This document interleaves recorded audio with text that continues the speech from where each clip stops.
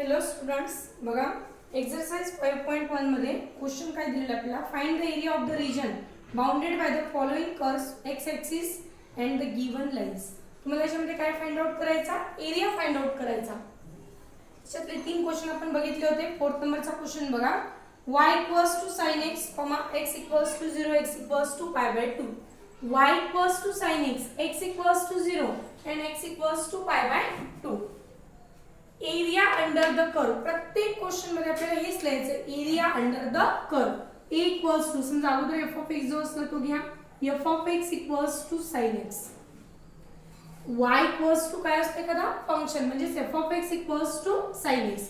then area a equals to integration from 0 to pi by 2 f of x into dx. okay, integration from 0 to pi by 2 f of x into dx. अगोदर पूर्ण value find out करा आणि नंतर खाली graph काढा की मी इथे साइडला काढलेला आहे. a equals to integration from 0 to pi by 2 f of x into dx. a equals to integration from 0 to pi by 2 value of f of x is sin x, sin x into dx. okay, याचं फक्त तुम्हाला integration find out करायचं. sin x चे integration काय ते minus cos x from 0 to pi by 2. Okay, minus बाहेर काढा, cos x means cos pi by 2 minus cos 0.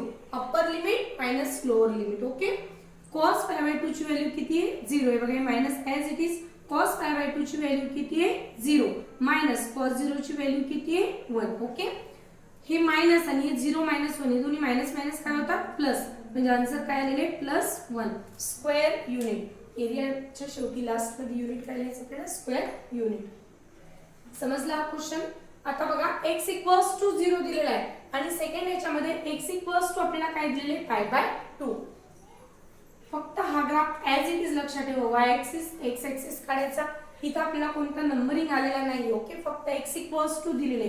जर लाईन म्हणजे फंक्शन किंवा काही असो x इक्वल्स टू जर आलं तर ती व्हॅल्यू कशाला पॅरलल असती, y ॲक्सिस ला. y इक्वल्स टू जर आलं तर ती लाईन कशाला पॅरलल असती, x ला.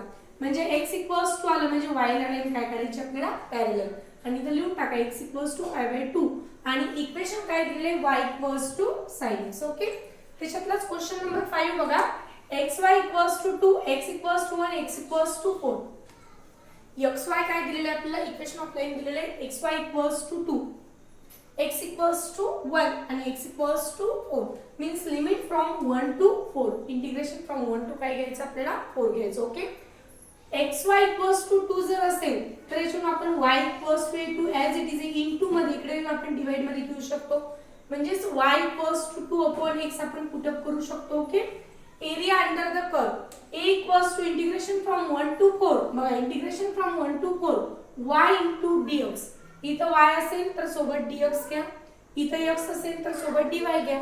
Okay, integration from 1 to 4 y ची व्हॅल्यू किती आहे, 2 upon x into dx. Okay, ह्याच्यातले 2 जे ते कॉन्स्टंट बाहेर काढा. बघा 2 बाहेर जर आपण काढले तर इथं काय राहतात 1 upon x. हे इथं 2 जर आपण बाहेर काढले तर इंटिग्रेशन मध्ये काय राहते 1 upon x into dx. 1 upon x चे इंटिग्रेशन काय येते, log x. log x from 1 to 4. Okay, 2 as it is. log value of x is 4 means upper limit काय घ्यायची 4 minus lower limit means log 1. 2 into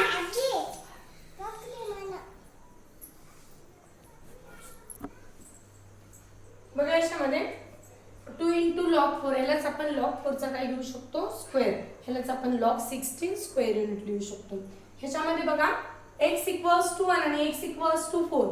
दोन्ही x equals to म्हणजे दोन्ही line कशाला parallel येणार आहे, y ला पॅरलल येणार आहे. x इक्वल्स टू आला तर लाईन अशा आल्या पाहिजे आणि y इक्वल्स टू आलं तर या दोन्ही लाईन अशा आल्या पाहिजे. आलं लक्षात. बघा हे बघा x इक्वल्स टू 1 ही लाईन आणि x इक्वल्स टू 4 आणि असा कर्व घेतलेला. याला तुम्ही अशा लाईनिंग पण करू शकता, शेडेड करू शकता. ओके, त्याच्यानंतर क्वेश्चन नंबर 6 बघा, y square equals to x, x equals to 0, x equals to 4. इथं लाईन x equals to 0 दिलेले, x equals to काय दिले 4 दिले. बघा y स्क्वेअर जर x असेल तर y equals to plus minus root x असेल. या साइडचा स्क्वेअर रूट काढा आणि या साइडचा पण काय करा, स्क्वेअर रूट काढा. Suppose y equals to root x in first quadrant. Suppose आपण रूट x कन्सिडर केलं तर हे रूट x कशामध्ये येणार आहे, फर्स्ट क्वाड्रंट मध्ये, कारण पॉझिटिव्ह आहे. Area bounded by the curve and the lines.